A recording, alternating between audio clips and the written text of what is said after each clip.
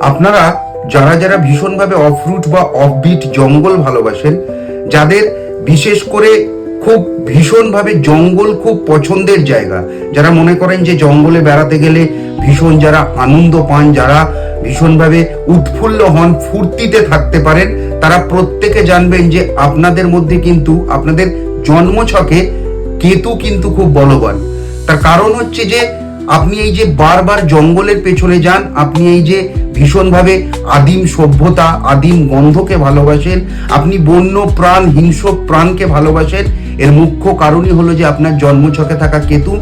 সেই কেতু কিন্তু প্রচন্ড বলবান। কারণ কেতু যদি বলবান না হতো তাহলে আদিম সভ্যতা, বন্য প্রাণ, হিংস্র প্রাণের প্রতি আপনার এই ভালোবাসা, আপনার এই চিরন্তন আনন্দ কখনোই বহিঃপ্রকাশ পেত না। শুধু তাই নয়, বিভিন্ন ক্ষেত্রে দেখবেন, বিভিন্ন সময়ে দেখবেন যে আপনার জীবনে যখনই কোনো রহস্যময় কোনো ঘটনা ঘটবে, কোনো সিক্স সেন্স ওরিয়েন্টেড ঘটনা ঘটবে, কোনো ইনটিউশন বিষয়ের কোনো ঘটনা ঘটবে, তখন দেখবেন আপনি তার অগ্রিম একটা আভাস অবশ্যই পেয়ে যাবেন। তার একটি কারণ, সেটি হলো যে আপনার জন্মছকে কেতু অত্যন্ত বলবান।